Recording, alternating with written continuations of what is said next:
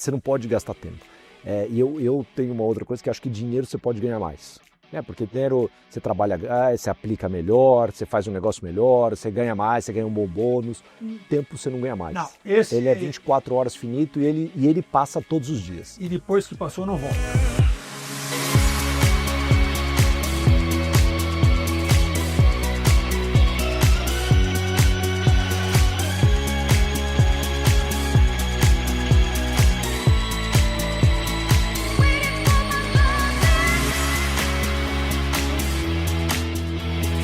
Olá, sejam todos muito bem-vindos a mais um episódio do Histórias da TI. Através de conversas informais com empresários executivos do setor, fazemos uma viagem pelo tempo para que você fique sabendo mais sobre as tecnologias da informação e suas histórias, contadas não por mim, mas por quem realmente faz acontecer a TI neste nosso Brasil. Eu sou Miguel Petrilli, sócio fundador do IT Fórum, e hoje tenho o enorme prazer de receber aqui, num dos estúdios do Distrito Itaqui, na verdade, esse nosso ecossistema, né, de tecnologia e inovação para os negócios, para as pessoas e para o planeta.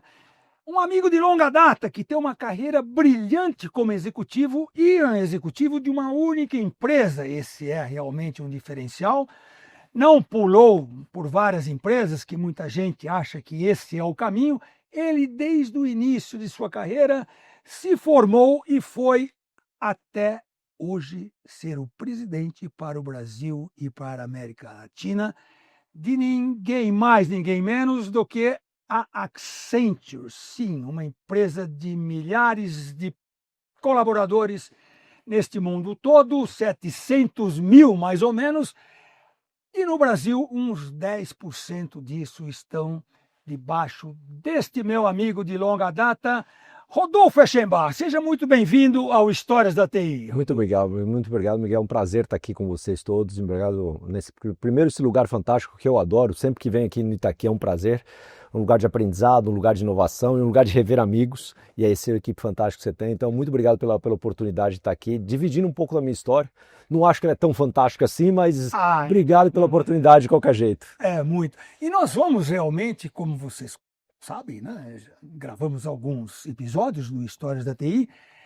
Obviamente que a gente vai falar da Accenture. Ele está 30 anos de carreira artística brilhante na Accenture, né? De consultora a presidente da Brasil e América Latina. Mas o que me interessa aqui é saber muito mais do profissional. Quem é Rodolfo Eschenbach? Então vamos começar. Você nasceu em São Paulo, né? Nasci em São Paulo. Estou por aqui mesmo. Nasci e cresci em São Paulo, nasci na cidade de São Paulo, minha vida inteira paulistano. Na verdade, eu morei fora do Brasil, morei fora de São Paulo por projetos, mas nunca a minha residência. Minha residência sempre foi em São Paulo. Então, teve algum assignment, alguma coisa maior? Trabalhei bastante tempo, trabalhei muito tempo em Belo Horizonte, em Betim, na Fiat. Fiquei 4, 5 anos em projetos na Fiat, sempre como consultor. Fiz um projeto muito grande na Unilever em UK, na verdade em Londres, durante um ano.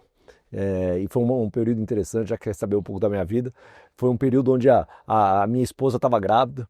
Então eu trabalhando em Londres e minha esposa grávida, o nosso acordo é que eu ia domingo à noite e chegava aqui sexta de manhã. Eu fiz isso durante a gravidez dela toda e não perdi um exame. Para quem não sabe, Rodolfo Eschenbach é casado com Renata há 20 anos e Pedro é seu filho, que já está com 19 anos hoje. Foi. Então, essa gravidez era 20 anos atrás, algo parecido, era 20 anos atrás. Você em Londres? Eu em Londres, trabalhando em Londres, e ela aqui, porque ela não podia viajar comigo nessa época, então eu ia todo domingo à noite e chegava aqui sexta de manhã. Então a gente marcou todos os exames pré-natais, todos os médicos às sextas-feiras. Eu chegava, ia para o médico dela, passava o final de semana e trabalhar lá. Peraí, Rodolfo, vamos ter que explicar isso, pessoal. Peraí, né?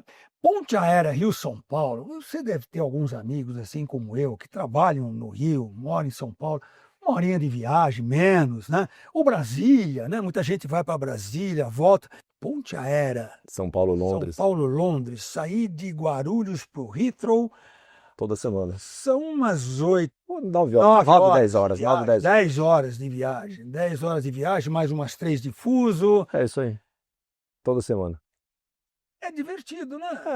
Histórias Como é que foi essa histórias fase? para contar, histórias Como é que para foi contar. essa fase? Conta. Não, era um projeto super importante. Na verdade, uma coisa que eu sempre tive com a minha esposa foi esse combinados do que faziam sentido, né? E assim, eu sempre acho que o que é combinado não é caro. Era um momento, era um projeto importante para mim, como a gravidez dela e toda essa história. E era um projeto importante dentro da Accenture, era um projeto naquela época que começou local e tomou proporções globais. E era um projeto da Unilever, por isso que estava em Londres. Então, como tomou proporções locais e saiu do Brasil para o mundo, eu tinha, vamos dizer, era importante naquela época. E o meu acordo com ela, desde aquela época, é sempre finais de semana eu estou no Brasil. Não importa em que lugar do mundo que eu esteja, sexta, sábado, domingo eu estou no Brasil. Ou no mínimo sábado, domingo. Então a gente combinou isso e funcionou. E tem algumas coisas interessantes na nossa indústria, né, que eu acho que nas demais indústrias também acontece, que muita gente se conhece, né? Sim. O casal na indústria. A Renata também trabalhava Não, na a Renata é marqueteira, não tem nada a ver. Ela não foi engenheira da Não, Poli não junto foi nada, com você, não, nada e disso. você a conheceu na Não, faculdade? nada disso. Ela Nada? fez outras faculdades, eu conheci. É. Na verdade, eu conheci ela no meu primeiro trabalho. Eu tive um trabalho quando eu me formei em 90, né? E para quem lembra daquela época de 90, foi uma grande crise. E eu tive a minha primeira decepção profissional, vamos dizer assim. Eu me formei como engenheiro da Poli, achando a última bolacha do pacote, desempregado. Então, E com o plano Collor rolando. No Collor rolando, toda essa história. Então, eu comecei a minha carreira de trabalho desempregado. Ainda bem que eu deu certo, né? Ainda bem que esse negócio eu consegui mudar. E, na verdade, eu consegui emprego eu sou engenheiro mecânico, mecânico pleno da Poli. Uhum. E aí eu consegui empregos numa empresa que já não existe mais, mas era uma empresa que faz latas de pomarola, Sei. E aí eu era engenheiro de produção e manutenção. Ah, você chegou a ser engenheiro? Eu trabalhei meus primeiros 4 anos, na verdade meus primeiros 2 anos foram de engenharia, né, chão de fábrica, eu trabalhava com produção e manutenção de uma linha, aprendi muito. E aí eu aprendi também o que eu gostava e o que eu não gostava. O dia a dia me incomodava, porque esse negócio de todo dia, e aí sim, pô, chegava de manhã... Fábrica naquela época. Pô, não tinha produzido, aí tinha que reprogramar. E aí eu sempre começou esse lado meu de consultor, de pô, o que eu vou fazer diferente? Não é possível que eu possa conviver com esse problema todo dia. E eu comecei a pensar em projetos, o que eu posso mudar e melhorar. Depois de 2 anos, Accenture, naquela época, Andersen Consult entrou lá para fazer projetos e eu fui alocado como... o líder do projeto, do usuário, né? O do usuário, então eu fui locado. E aí, aqueles projetos lá que naquela época não existia, a gente fazia projeto de setup de máquina, reengenharia, implantação de MRP, porque não existia ERP, era MRP naquela época. Então eu fui alocado. E depois de 2 anos da Accenture, da época da Andersen Consulting lá, aí acabou os ciclos de projeto, aí minha vida voltou normal, eu achei meio chato. Aí que eu fui pro lado da Accenture.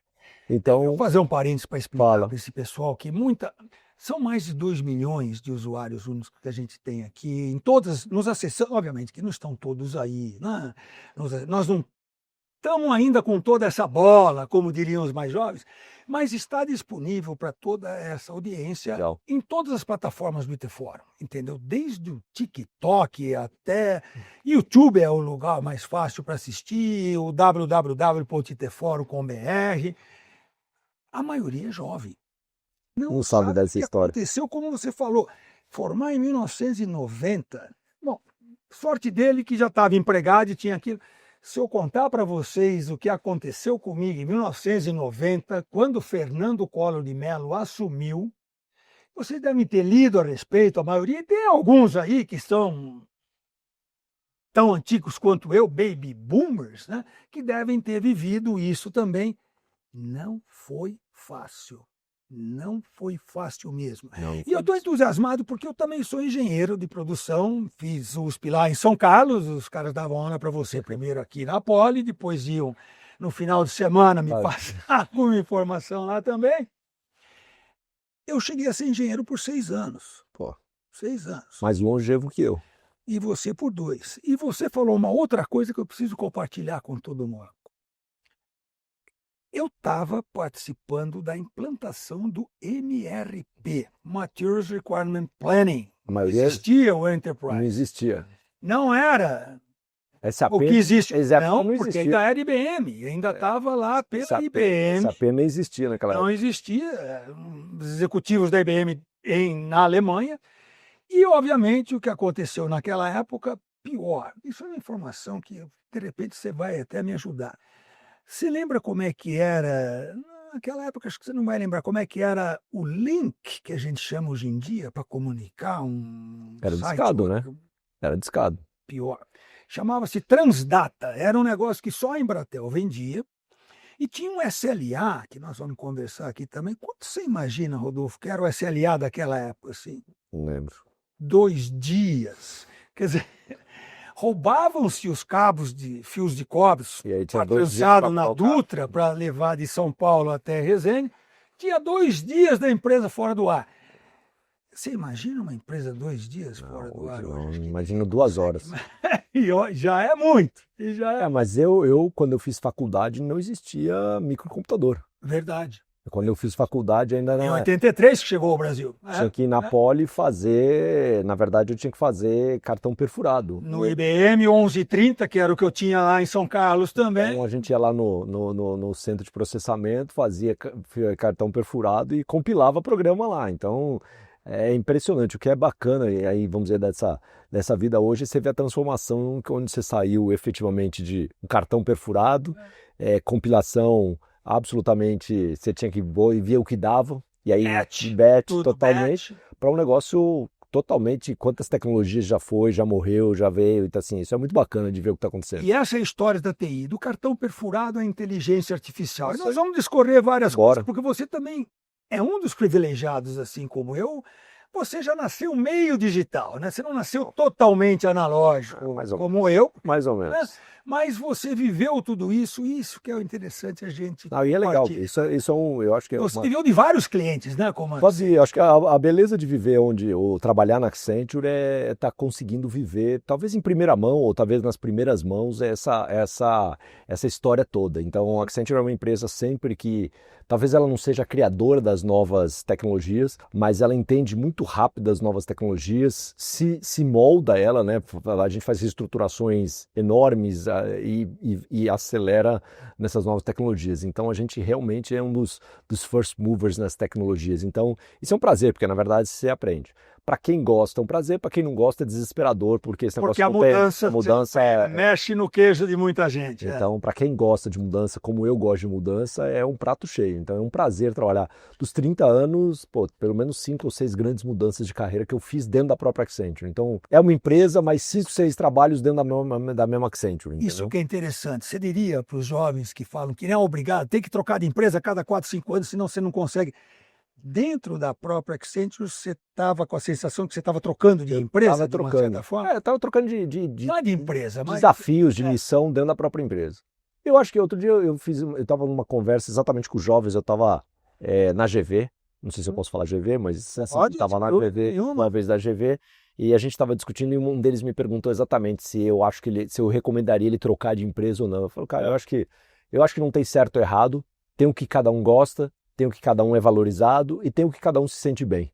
Então eu nunca senti necessidade de sair da Accenture, porque eu acho que essa história das novas tecnologias, da transformação, e para mim, cada vez que tem uma transformação, tem uma mudança de mercado, a gente percebe, a gente se transforma, é uma oportunidade de crescimento. De novo, você talvez tem que ter um pouco de desapego, você tem que ter um pouco... eu brinco que eu gosto de me jogar na piscina gelada, então você tem que se jogar na piscina e ver onde vai, mas para quem gosta é um prato cheio. Então eu sou muito... eu diria, feliz e agradecido por ter essa oportunidade nos meus 30 anos de Accenture. GV, eu fiz pós-graduação na GV também, lá na década de 80 ainda, antes disso. Mas você diria que esse fato de você, Rodolfo, gostar da inovação, da mudança, e eu te conheci, você estava na Accenture, na área digital. tocando na área digital, que era totalmente disruptivo para muita gente.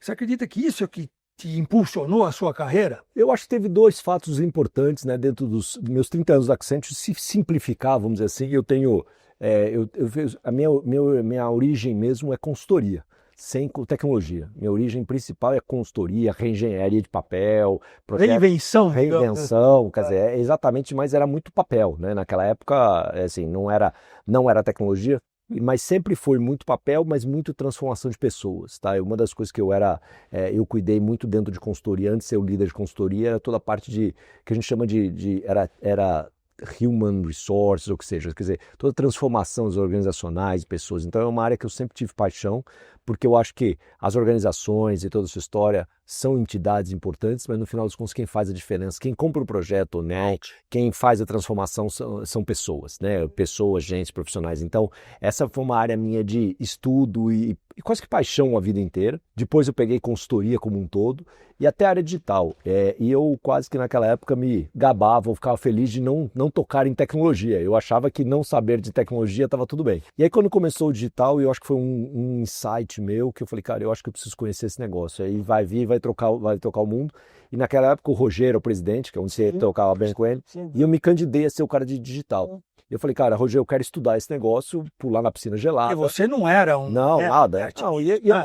Não, não era o expert e talvez não fosse a pessoa mais qualificada ou pré-qualificada naquela época, e o Rogério apostou em mim, e aí foi o primeiro boom da minha carreira, né? Porque aí eu, vamos dizer, surfei essa onda, estudei muito, que é uma coisa que eu gosto, né? Então assim, tem o estudo, fazer casos práticos, estudar com clientes, estudar sozinho, aprender, parceiros todos, então assim, foi muito, e deu certo, né? Deixa eu te perguntar uma coisa, que eu acompanhei toda essa fase, mas antes da gente entrar nisso, você falou de papel, você era um cara de papel, obviamente eu também nasci digital, era papel, né? A Arthur Andersen, né? Que é da onde tudo começou. Há muito tempo atrás. Você obviamente vai se lembrar, mas pode ser que alguém se lembre de algo chamado Método One. Sim, Método One. Ring a bell, como diria o Gun. Eu estava eu já tinha saído da fábrica onde eu era, porque a implantação desse ERP lá de trás não deu certo, como muitas não dão certo, né? E aí pergunto, quanto tempo leva para implantar um MRP, um ERP? 2 anos? Não, 2 CIOs. Porque o primeiro vai perder o emprego, né? E foi o que aconteceu nessa dose comigo também. Ele perdeu o emprego, eu era usuário da fábrica, o engenheiro, que tinha me formado em engenharia com ênfase em informática, boa. Rodolfo Schemba. Informática, me trouxeram para São Paulo. Contratamos naquela época o Método One da Arthur Andersen. Você lembra dos... Você chegou a ver isso lá? Binders, claro, não. Aqueles binders, aquele isso, bloco de papel. O processo continua. Você tem que ter processo. Obviamente que você abandonou os papéis. Agora é tudo com inteligência artificial. Quando você fez essa transformação para o digital, você sentiu aquilo que vou queimar caravelas, vou deixar os papel para trás e vamos mudar tudo, ou era só uma adaptação? Não, eu acho que a gente mudou tudo, porque na verdade a gente está muito, acho que a gente aprendeu, né? A gente antes era muito waterfall, muito grandes implementações, e com o mundo digital esse negócio tornou uma nova agilidade. Eu acho que era muito, obviamente, muito mais custom do que pacote, né? Então a gente teve que reaprender e fazer coisas interessantes. E eu acho que uma coisa que é bacana do mundo digital, que acho que começou lá atrás e não para mais, é a capacidade de imaginação, né? Eu acho que as grandes soluções que a Accenture faz no mercado hoje com clientes vêm de soluções, ideias e parcerias com clientes de coisas que não existem. Então você pensa em novos negócios, você pensa em coisas diferenciadas e aí você faz. Isso requer imaginação, isso requer criatividade humana, isso requer parceria, isso requer conhecimento de tecnologia para fazer que funciona. Então eu acho que sim, a gente teve que se reinventar na Accenture, e acho que foi essa grande beleza do que eu tive a oportunidade de fazer. Conhecer a Accenture naquela época para ajudar a se reinventar é importante. Talvez ser uma pessoa aberta à mudança também foi importante.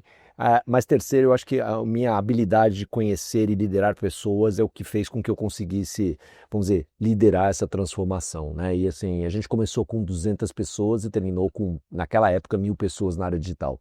Então, nossa, só na digital. Só na digital. E até onde me lembro também, essa transformação digital, vocês também foram pioneiros. Também. Vocês estão sempre à frente, ahead of the curve, né? Como eles falam. Eu acho que isso é um diferencial? Eu acho que é. A gente é o first adapter. First adapter. A gente não cria essas tecnologias, mas a gente entende e se molda ou muda o modelo organizacional para dominar essas novas tecnologias. Entende profundamente. Entende profundamente. Então, eu acho que a gente sempre está muito rápido, entendendo, vendo onde vai chegar e se posicionando e indo para frente. Então, acho que essa é a nossa E acho que essa é a fortaleza da Accenture. E eu acho que tem uma coragem da Accenture global, e assim, isso para mim é impressionante, mover uma empresa desse tamanho, né? Então, assim, a gente tem pouco medo de mudar. É uma empresa desse tamanho, dessa complexidade, e isso para mim é um dos diferenciais importantes da Accenture. Então, Já que você tocou nisso, eu estou falando de gente, né? E muita gente. muita gente. Eu falei alguma coisa errada na Não? abertura aqui, de Não, 700 mil na pessoas, verdade, que é a a gente- informação que Não, eu tenho. está 790 mil pessoas, Nossa! então é um pouco mais. Tá. E na América Latina são 47 mil e no Brasil são 20 mil. 47 mil contigo, Comigo. na sua estrutura toda, e desses 47, 20 mil no Brasil. Muitos projetos específicos, que demanda Tem de tudo, gente. tem de tudo. E não é simplesmente você chegar com o template e fazer Não. funcionar, e Não, entregar, e você se vira. Vocês fazem o turnkey, né? A gente faz muito projeto fechado, a gente faz muita solução para cliente, a gente fala que é sócio, a gente tem alguns modelos de contratação que a gente fala que são joint ventures virtuais. Elas não são joint ventures virtuais porque elas não são empresas, mas elas funcionam, os contratos de trabalho com alguns clientes funcionam como se ela fosse uma empresa, onde o cliente faz investimento, a gente também faz investimento e a gente roda isso com modelos de governança como se fosse uma empresa. Então, na verdade, o que a gente precisa é de profissionais bastante diferenciados para fazer tudo isso, né? A gente faz, vamos dizer, talvez desde as coisas mais simples, menores, ajuda o dia a dia de várias empresas, mas a gente também faz negócios com grandes empresas. Então, a gente e áreas, vamos dizer, muito diversas. A gente faz coisas na área de marketing, a gente faz isso na área de supply chain, a gente faz isso na área de tecnologia, a gente faz isso na área de estratégia. Eu diria que a diversidade de pessoas que a gente tem na Accenture, de pensamentos e skills, ela é absolutamente fantástica. Entendeu? Você não ajuda só o gerente do CPD que eu fui na década de 80. Não. Tá longe disso. Obviamente a gente fala muito com o CIO hoje, mas a gente tem uma diversidade de clientes. A gente fala com o CMO, CFO, CEO. Compraram uma agência, né? A gente comprou a Song, a gente montou a Song, a gente comprou a Droga 5 agora. E eu não sei se você sabe, mas a Droga 5 ganhou 6 leões de Cannes. Então, não sabia disso. A gente acabou de ganhar, eu falo a gente porque faz parte do nosso, a gente ganhou 6 leões. Na verdade, a Song Global ganhou 12 leões de Cannes agora nesse último ano. Dos 12, 6 vieram do Brasil. Inclusive o Grand Prix, que é o prêmio mais importante de Cannes, veio nosso. Então, assim, quem imaginaria que a Accenture, uma empresa baseada em tecnologia, fosse ganhar leão de Cannes? Mas isso é super importante, porque na verdade a gente tem um lado super criativo para ajudar nas soluções. Entendi. Então, a nossa especialidade hoje é juntar esses vários skills e fazer soluções diferenciadas para o cliente. Essa é a beleza do que a gente faz hoje. Então, dá trabalho, mas é bacana. Vou pegar aqui que você me convidou recentemente para a inauguração do seu centro de inovação. Connected Innovation Center. Falei correto? Falou correto. O CIC, né? O Connected Innovation Center, nos novos escritórios que vocês estão aqui. Maravilhosos, inclusive tecnologia fluindo por todo lado. É isso aí, obrigado. Eu vi a apresentação de gente como o Eco Moliterno, por exemplo. Isso. Que ele marketing, né? Ele era da agência, né? Quer dizer, ele era um head criativo de uma agência super importante no mercado. Então vocês mexem com todo esse tipo de pessoas, mas aí a pergunta vai para você como líder desse grupo todo. Uma coisa é você tocar analista de sistema, engenheiro, pessoal com perfil mais técnico, pensa estruturado, certo? Pessoas criativas têm outro mindset. Sim. Completamente diferente. Como é que você consegue conviver com tudo isso? Ou é isso que te faz mais forte e te dá mais energia? Eu acho que isso me faz mais forte, mais energia. E a gente veio se preparando durante a Accenture a liderança, né? Eu acho que quando eu entrei na Accenture há 30 anos atrás, 31 na verdade, agora ele fez 31, mas quando eu entrei há 30 anos atrás mais ou menos, era todo mundo muito parecido. Todo mundo de engenheiro, todo mundo de terno azul, todo mundo de gravata clara, todo mundo de camisa branca ou azul. Então, era uma empresa muito bacana, gravata, mas era uma empresa muito pouco diversa. Né? Tinham homens e mulheres, mas masculino privilegiava. Mindset parecido. E a gente veio se preparando. A única forma da gente começar a atender outros C-levels e fazendo, vamos dizer, essa dispersão que a gente gostaria no cliente para atender o melhor cliente e as transformações, as reinvenções do cliente, foi começando a ter pessoas de skills muito diferenciados. né? Então, não só de tecnologia, não só engenheiros, mas a gente começou a ter pessoas de marketing, a gente começou a ter pessoas criativas, a gente começou a ter pessoas de RH, psicólogos. Então, a gente foi abrindo a nossa, eu diria, os nossos skills e trazendo para dentro de casa. E a gente precisou acolher acolher e tirar e dar carreira e futuro para essas, vamos dizer, skills diferenciados. Então, o que a gente foi preparando cada vez mais, não só a estrutura da Accenture, mas a liderança para trabalhar com essa diversidade. Eu brinco que dá trabalho, mas as soluções são melhores. Que eu acho? Que quando você traz sobre o mesmo problema, a beleza da diversidade é que você põe um problema, a ótica que cada um vê é completamente diferente. Nenhuma delas está certa, nenhuma delas está errada. E, na verdade, aí é o que eu acho que o que a liderança precisa fazer é ouvir, em algum momento falar, dado que eu vi, o caminho que o cliente precisa é esse.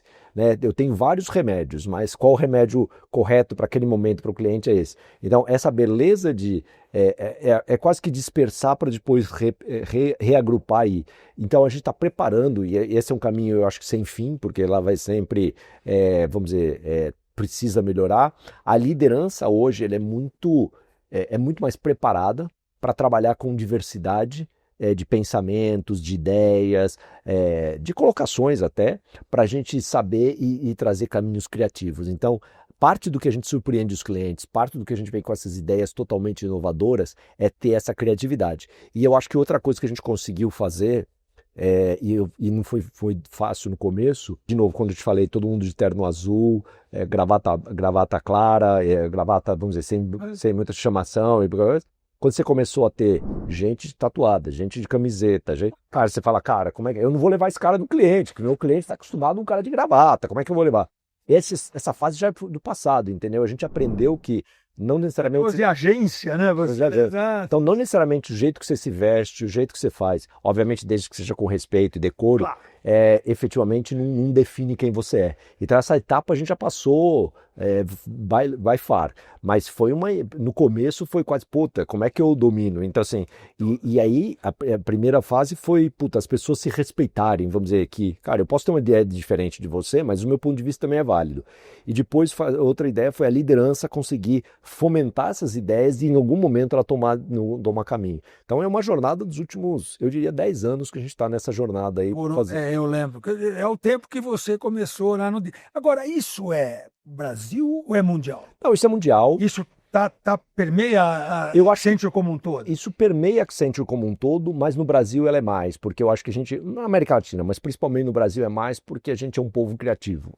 Né? Então, a Accenture hoje do Brasil é conhecida e reconhecida globalmente como uma geografia super inovadora. O Brasil é uma das 12 maiores geografias do mundo. Então, vocês exportam? A gente exporta serviços também. Internamente, tá. A gente exporta, mas a gente faz muito troca de informações, né? Troca de projetos, troca de ideias.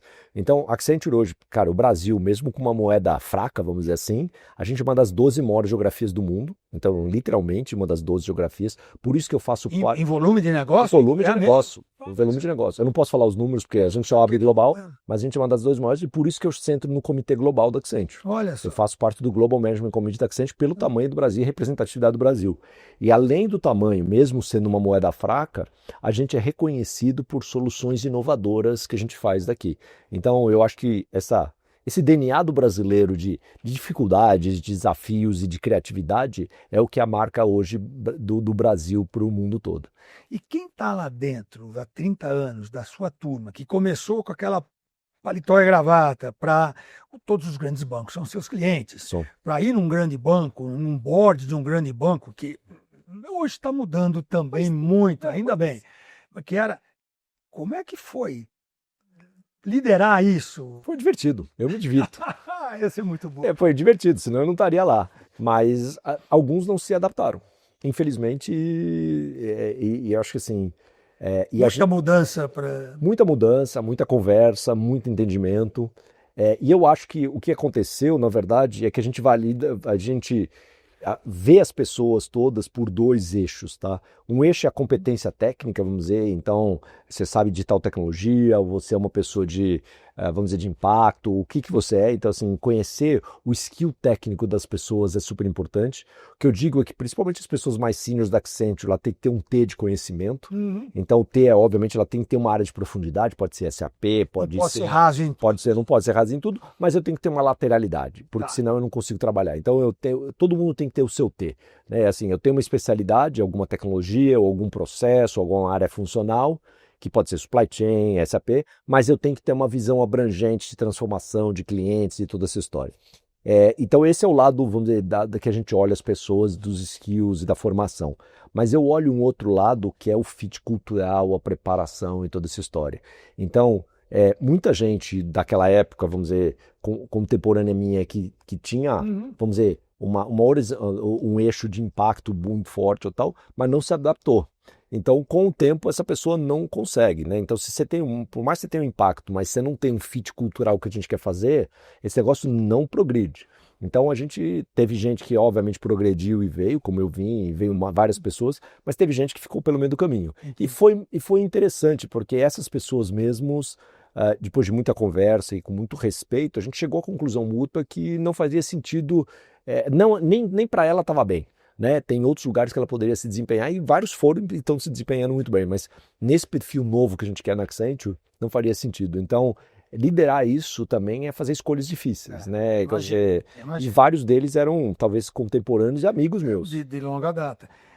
Essa mudança na equipe própria, você acredita, porque até onde eu sei, vocês, Accenture, revolucionou muitos setores, fez muitos setores serem reinventados, digamos assim, setores tradicionais, setores energia, mineração.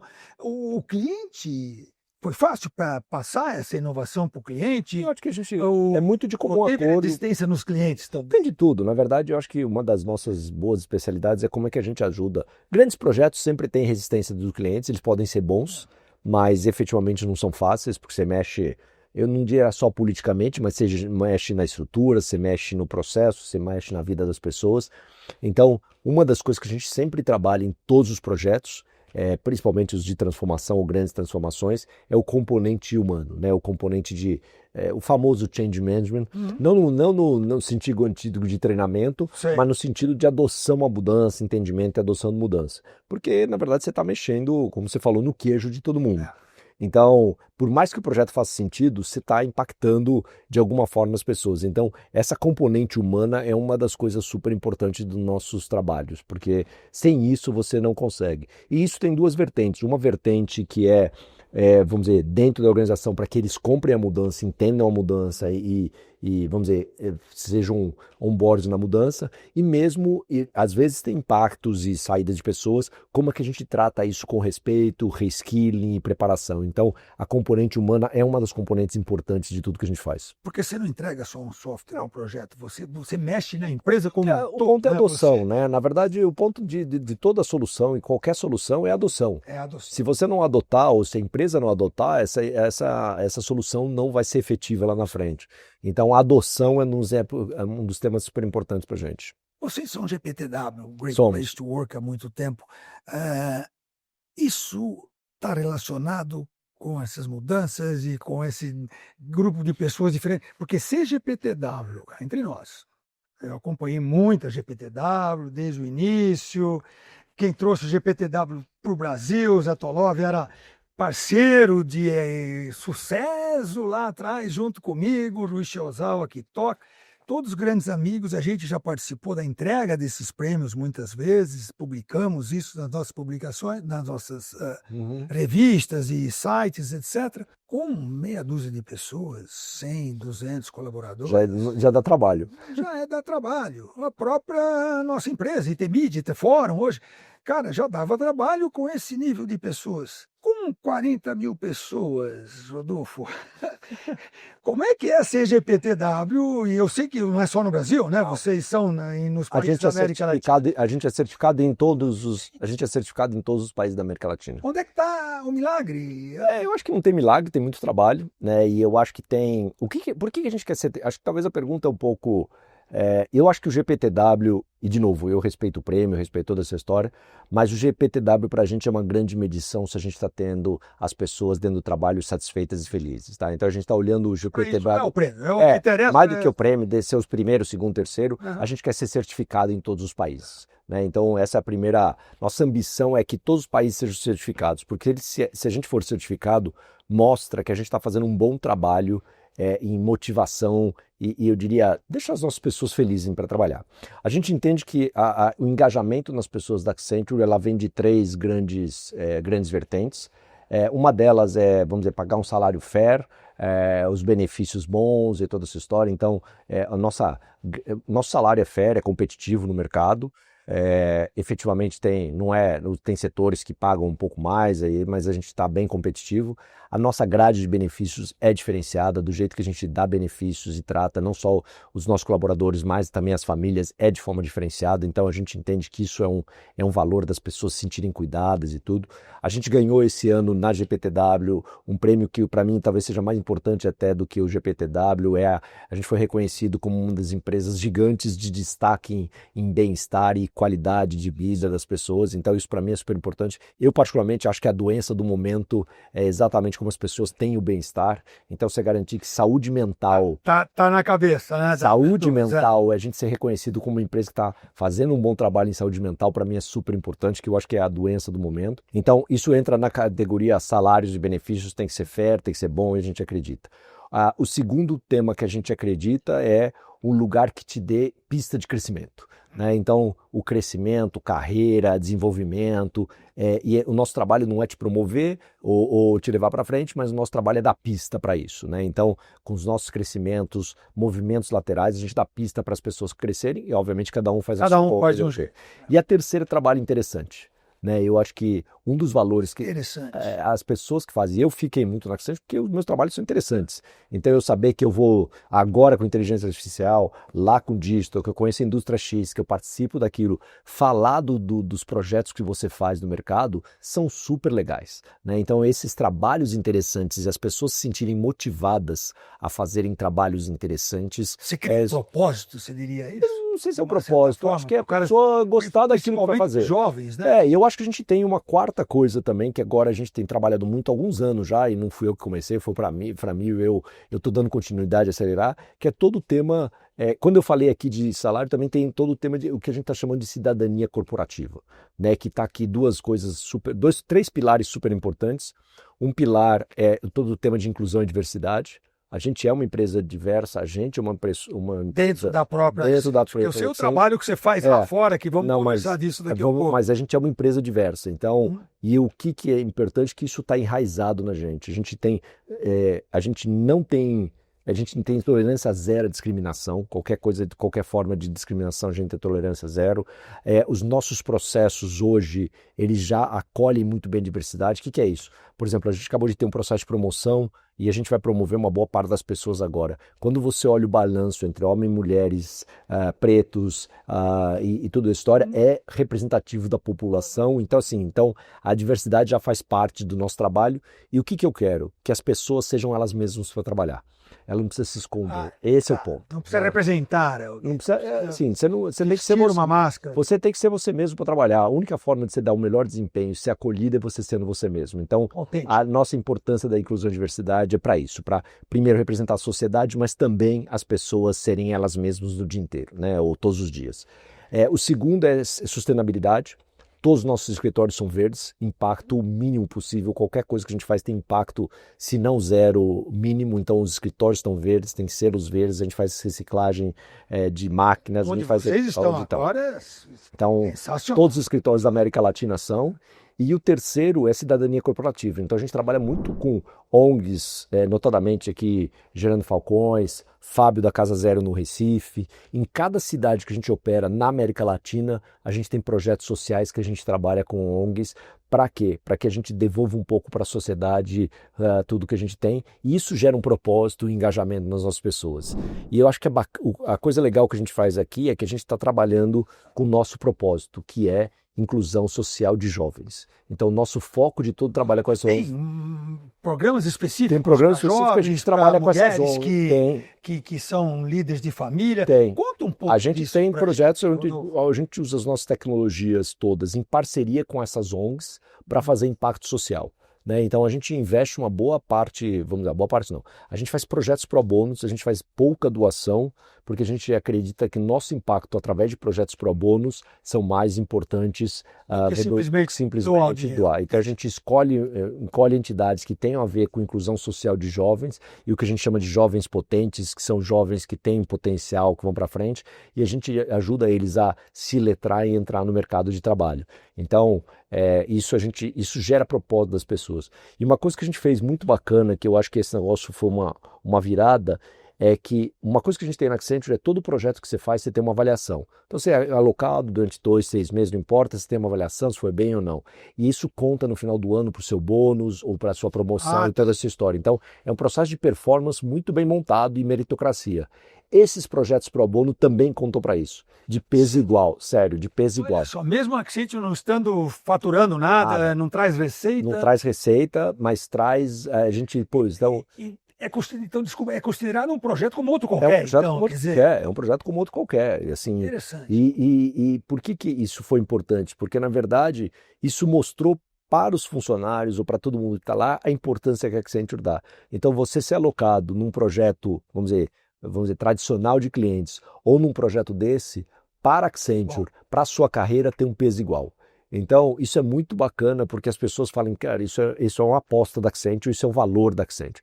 Então, são essas 4 coisas que eu acho que a gente consegue reter as pessoas. Essa última coisa que você falou, eu acho sensacional, porque quando você está numa empresa, normalmente, não quero generalizar demais, mas aqueles projetos que não serão lucrativos para a empresa, são relegados, a pessoa vai para aquele projeto e assim, acha, mas eu estou cuidando aqui da Gerando Falcones, tá? Não estou cuidando do Itaú, do Bradesco, sei lá, entendeu? Você conseguiu eliminar esse... Tem peso igual para a gente. Tem peso igual. Tem peso igual. A pessoa que faz um bom projeto na Gerando Falcões tem uma avaliação boa e no final do ano ele pode ser promovido, vai ter um bom bônus igualzinho. Esse tipo de coisa que você faz aqui, que é excepcional, inclusive na inauguração você teve lá, você viu, o Edu já estava lá. Tal. Vocês fazem algo realmente fora da curva aqui agora. É mundial? Os demais países da América Latina, você consegue fazer isso numa Argentina, no Chile, no México? Em todos os países, na verdade, assim, a gente tem uma visão mundial, a gente tem o Accenture Foundation e faz muita coisa global, mas aqui é um valor que a gente botou no nosso planejamento, o nosso planejamento estratégico da América Latina tem um pilar de cidadania corporativa muito forte, é um dos pilares nossos de valor. Então faz parte do PR. Faz parte nossa. Então, claramente, para todos os países que eu vou, para todas as cidades que eu vou, eu quero ter um projeto social que a gente opera.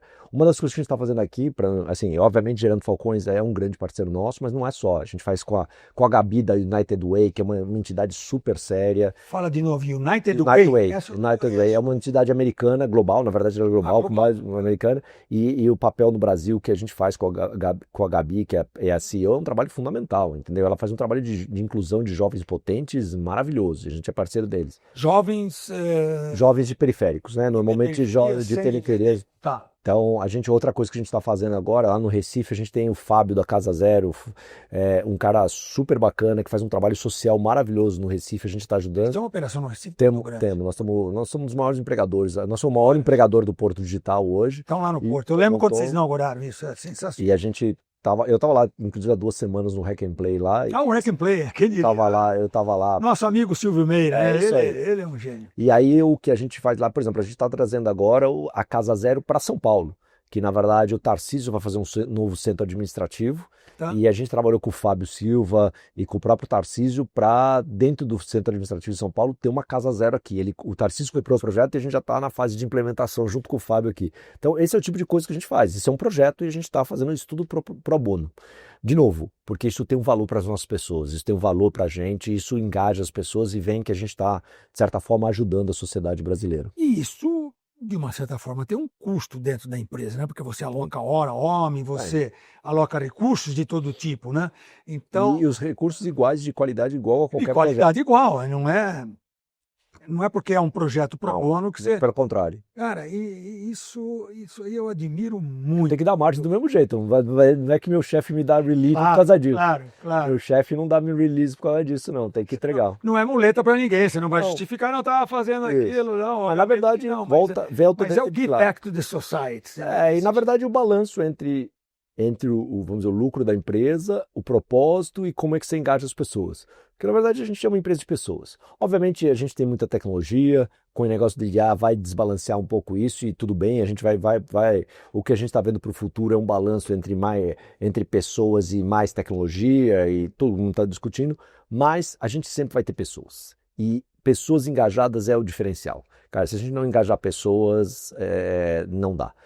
Então, a gente precisa achar as melhores formas e as formas mais genuínas de engajar as pessoas. E projetos como esse, e saber que a gente faz impacto na sociedade é importante. Então, quando você começa a conhecer os impactos que a gente, através do trabalho, faz com essas ONGs, é impressionante. Assim, é impressionante o quanto a gente está trabalhando. E uma das coisas que eu acredito muito não é...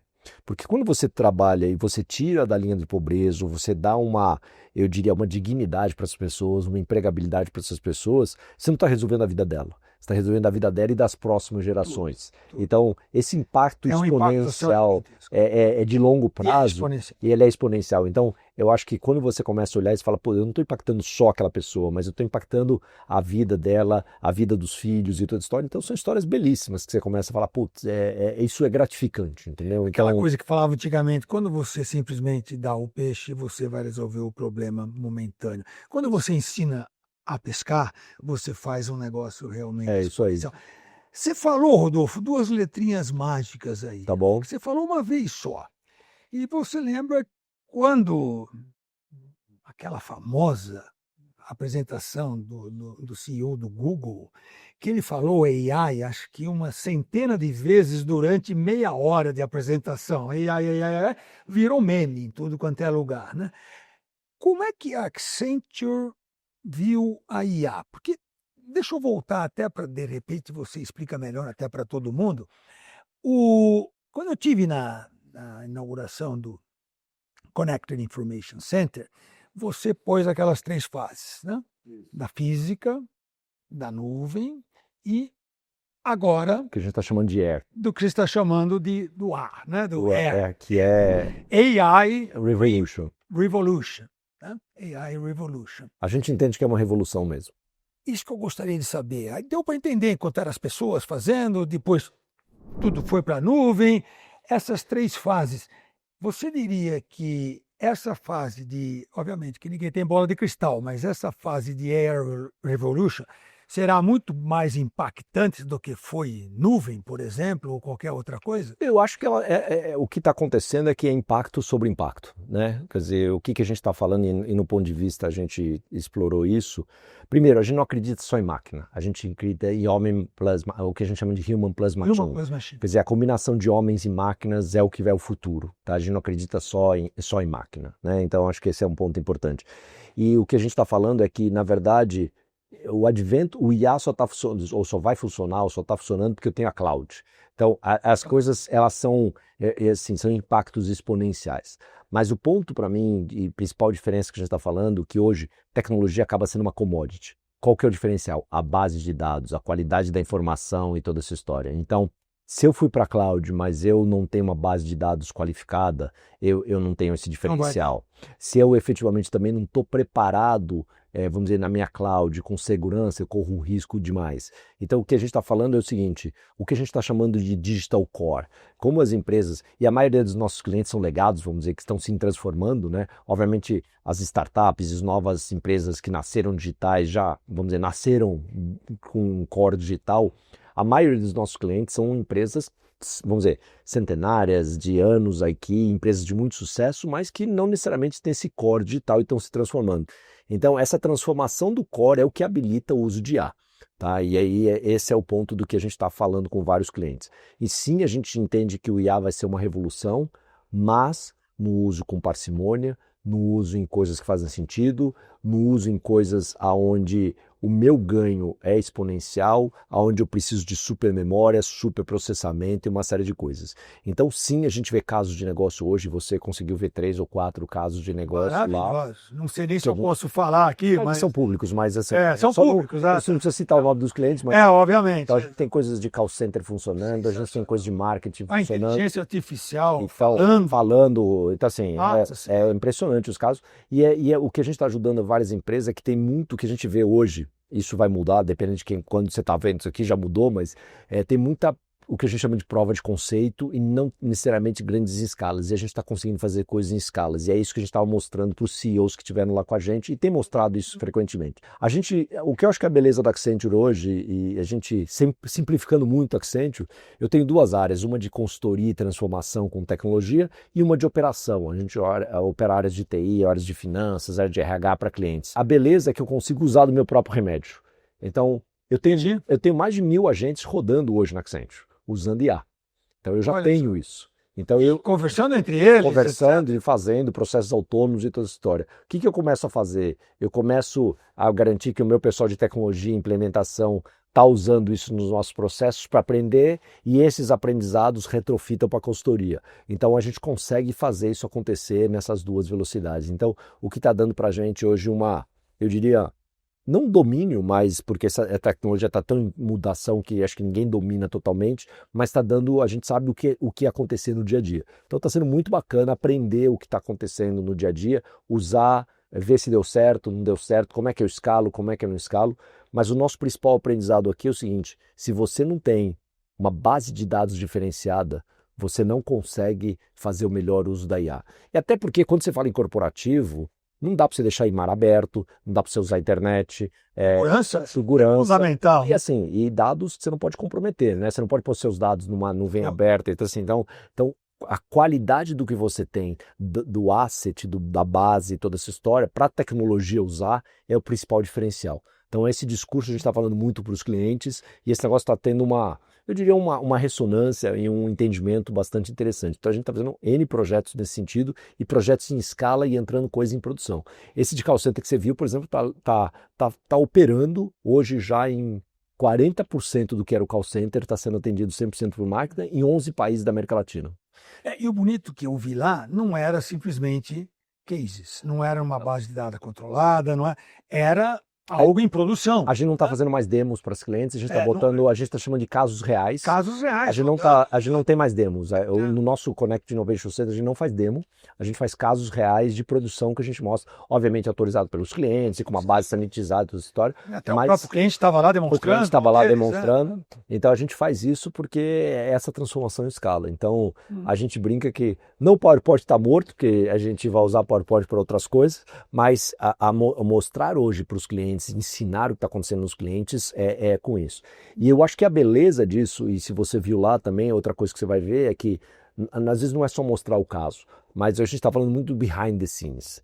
Como é a arquitetura daquilo? Como é que é a cloud? Como é que é o LLM? Como é que são os agentes? Como é que os agentes se arquitetam e toda essa história? Então, eu acho que o que precisa hoje, e para um povo de CFOs, CHRO, CEOs e toda a história, de novo, que não tenha talvez a felicidade da gente de estar tão em contato com isso está sendo revelador para eles, porque eles estão começando a olhar e falar, puta, agora eu comecei a entender. Estou entendendo. Como é que funciona. Obviamente que eu não vou escovar bit, eles não vão fazer isso, mas eles nem sabem. eu vou escovar bit também, mas efetivamente você começa a entender o que você tem que fazer, as decisões. E eu acho que a beleza do que está acontecendo, de novo, em empresas legadas que estão se modernizando ou que estão se transformando, é que tem coisas que começam a entrar em voga de novo. Então, desenho de processo. Boa. De novo. Assim, e lembra o meu tempo. Como é que você não vai fazer isso se você não tem o processo desenhado? Desenhar o processo, fluxogramas. Não é no passado que você vai desenhar no papel, mas assim, ter um bom desenho de processo é o que vai fazer com que você consiga fazer um bom desenho de processo, cortar, saber que a gente colocar. Então profissionais do passado, vamos dizer, com conhecimentos do passado modernizados é que são hoje em voga. Então, saber fazer um desenho de processo, conhecer e efetivamente fazer a arquitetura de agentes para aquele processo é um skill hoje Não basta escrever código. Não basta escrever código. Então a gente está vendo uma nova qualidade ou skills de profissionais que estão nascendo aí, que a gente não sabe nem o nome desses profissionais, a gente precisa inventar o nome, mas são esses arquitetos de agentes, hierarquia de agentes com processo, com toda essa história. Então coisas começam a voltar. Uma das coisas que a gente tem mais hoje valorizado são profissionais de COBOL. Que há 5 anos atrás... Eu aprendi COBOL. Não, dá para trabalhar lá com a gente, se precisar, a gente está precisando. Mas há 5 anos atrás, você fala, pô, eu vou precisar de um profissional de COBOL. Então a gente vê que o que a gente entende é que o mundo vai se reinventar o tempo inteiro. E o que a gente precisa estar muito atento é todos esses skills. Eu acho que essa é a beleza. Não dá para... Eu acho que tem muita gente falando, não, vai tudo morrer, tudo acabar. Acho que tudo vai se reinventar. E assim, de novo, profissionais de COBOL que há 5 anos você falava não precisava, hoje, pô, você tem que estar e estão valorizados. Por quê? Porque quem diria que a gente vai reinventar o mainframe? Quer dizer, verdade. Modernizar mainframe. Eu trabalhei no cartão perfurado, assim como você. Então efetivamente, há 3 anos atrás, 2 anos atrás, não, o mainframe vai morrer. Não morreu, entendeu? Então eu acho que essa beleza desse mundo novo, que se você não gosta dessa, eu diria... dessa vigorosidade que está acontecendo é cansativo, mas você gosta é um prato cheio. Todo dia tem novidade. Esses buzzwords que existem por aí, IA vai roubar o seu emprego, etc. Como é que você vê isso dentro da Accenture e nos seus clientes? Porque quando você chega na Accenture, com todo o devido conhecimento que vocês têm há décadas, para implantar alguma coisa, existe essa resistência especificamente ligado à inteligência artificial? Existe, porque na verdade ela... Ou medo, digamos assim. Não, eu acho que na verdade você tem profissionais que eram super bem valorizados agora há pouco e que a inteligência artificial vai roubar o emprego no curto prazo. Então você vê que às vezes, e o que a gente já participou em alguns clientes, quando você tenta usar massivamente numa área de tecnologia, tem resistência. Porque o cara começa a olhar e fala, puta, até ontem eu era valorizado, hoje não vou ser valorizado. Escreve código mais rápido do que eu, obviamente, né? Então você começa a ver que tem um pouco, não sei se resistência, mas assim, pô, será que é isso mesmo que vai acontecer? O que a gente entende é que, na verdade, sim, tem trabalhos ou tem skills que vão diminuir de relevância no curto prazo, não que eles vão morrer, mas eles vão diminuir de relevância. Os repetitivos. Os repetitivos, os repetitivos, eu diria, ou os muito automatizados. Então esse negócio vai diminuir, mas em compensação vai surgir outras categorias. Então, de novo, conhecimento funcional seja super importante, efetivamente conhecimento de agentes, saber conectar a melhor tecnologia com aquele processo, com aquela solução, saber fazer uma arquitetura, saber que esse negócio, segurança começa a ser fundamental, porque o que pode ou não fazer, principalmente coisas que trabalham com o seu... Imagina um call center. O agente está representando a empresa. Se ele alucinar e falar bobagem, ele está falando em nome da empresa. Como é que quais os guardrails que você vai botar? O que ele pode e não pode falar? Como é que ele faz? E é impressionante, porque a gente tem esse exemplo, a gente está levando para clientes do mundo inteiro, que vamos dizer, foi feito aqui no Brasil. As pessoas tentam derrubar o agente. Você vê que o cara tenta sacanear para ver que o agente fala bobagem. Na demonstração que você fez lá, que não era uma demo, né, era dados reais de um cliente de vocês, e um gigante, o próprio demonstrador, digamos assim... Tentou derrubar... Tentou derrubar e fazer... E os guardrails são fundamentais. Você acredita que a IA vai virar uma eletricidade? Vai estar em tudo quanto é lugar? Então, o que vai valer mesmo é essa consciência, ter o pensamento estratégico e não simplesmente de execução de uma determinada tarefa? Eu acho que sim. Eu acho que esse vai ser o diferencial. Agora tem que tomar cuidado porque a IA custa. Né? Eu acho que muita gente acha que não custa. Parece meu filho que sai do Uber e acha que é de graça, porque ele não tem que pagar. Não tem. Tem, muito bom. Ele paga, entendeu? Todo mundo paga.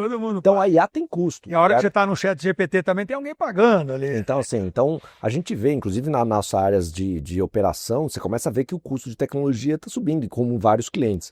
Então você tem que usar no que fizer sentido. Né? Antes de chegar no IA, você tem muita automação, muito robô que você pode fazer, muito mais barato e efetivo para algumas coisas. Então o que a gente vê em alguns clientes também é quase que uso indiscriminado, assim, todo mundo tem que ter a IA para chamar de seu. Porque o CEO falou, porque alguém falou que é importante. Temos isso aqui. Então a gente está tentando hoje, com vários clientes, falar, cara, o que é automação mais simples, o que é um analytics que dá para fazer bem e o que tem que ser inteligência artificial, porque senão esse custo de tecnologia explode. E as necessidades variam de cliente para cliente, de processo para processo, de automação. Então, o que a gente vê aqui, que na verdade, e o que a gente está trabalhando na Accenture, e a gente não prevê, isso eu estou falando pelo Brasil, tá? Não estou falando pelo global, mas no Brasil e na América Latina a gente não vê layoffs que a gente vai fazer, tá, mas sim o que a gente está fazendo é desaceleração de contratação de alguns perfis que a gente acha que, vamos dizer, vão ser menos requeridos no futuro, e aí o próprio turnover vai se acertando esse negócio, uma empresa desse tamanho vai... Foi assim, né? E a gente está formando ou tentando achar novos profissionais que vão nessa demanda. Então a gente entende que a curva de mão de obra vai subir menos do que o que a gente está esperando é que a receita suba mais que o custo da mão de obra. E a boca do jacaré. O jacaré, mas eu vou continuar subindo mão de obra. Aí não vou diminuir. Você falou de novos profissionais. Outro dia eu vi, nos Estados Unidos, conversando sobre profissões novas e engenheiros como nós, civil, mecânica, elétrica, né? Prompt engineer. A gente tem engenheiros de prompt. Quer dizer, tem muitas coisas que vão ser inventadas e que a gente nem imagina ainda, né? Porque... E essa é a beleza, você tem que estar olhando. É o que eu te falei, esse profissional novo que sabe correlacionar um novo processo com um agente, cara, esse cara não existe ainda. Ou não existe uma profissão clara para ele. Mas a gente está vendo que esse é um dos principais caras, esse arquiteto, entre aspas, que não é o arquiteto de infraestrutura, mas é um arquiteto de agentes com processo, com toda história, que tem um conhecimento funcional, mas tem um conhecimento de tecnologia, e ele precisa conhecer no mercado. Porque ele precisa saber qual que é o melhor LLM, qual o melhor agente, onde está disponível. Então, assim, é um conhecimento, um skill completamente diferenciado hoje. Esses caras não estão disponíveis no mercado. Nós vamos ter que, entre aspas, treiná-los ou prepará-los para isso. Então a gente está com uma carga massiva de treinamento para as pessoas, dentro daquele T que eu falei, algumas pessoas são especialistas, vão conhecer, mas outras, todo mundo tem que ter um mínimo de conhecimento sobre tudo que está acontecendo agora. Então o que a gente está despendendo de investimento, né, de tempo, investimento nas pessoas para que elas estejam abrangendo esse T aqui de conhecimento, a gente quer que 100% das pessoas sejam treinadas em IA no próximo 1 ano e meio, um ano basicamente, a gente quer treinar as 20 mil pessoas em IA. E você sabe, você conhece toda a nossa história desde 1991, quando eu e Adelson de Souza, meu sócio, parceiro de vida, trouxemos a Byte Magazine para o Brasil, e IT Media e o próprio IT Forum desde 99. Já teve no IT Forum várias vezes. Você sabe que o CIO de hoje, comparado com o gerente de CPD que eu fui na década de 80, aonde contratava a IBM, e uma Arthur Andersen para fazer um método One, alguma coisa, e estava resolvido praticamente todos os problemas. Né? Ninguém ia ser mandado embora, perdeu o emprego por ter contratado. Era essa cabeça lá de trás, e a vida era muito mais fácil, acomodada.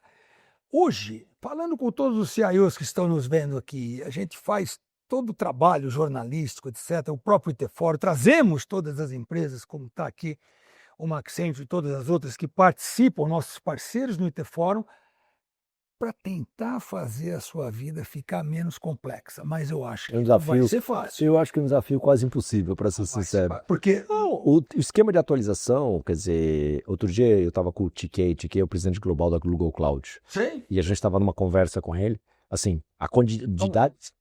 Thomas Kurian. A quantidade de release, e a gente fez com eles no Google Summit, que teve há uns 40 dias atrás. Estive lá, ele chegou de paletó e gravata. Aquilo eu estranhei, mas é um indiano. E a gente fez uma sessão exclusiva para ele, para 12 clientes nossos. Olha. Nós, 12 clientes e ele. Foi muito bacana. Mas você começar a ver a quantidade de releases que eles soltam toda semana, assim, é quase impossível de se acompanhar o que está acontecendo. Então, parte hoje do skill das empresas, dos profissionais, é saber o que está acontecendo.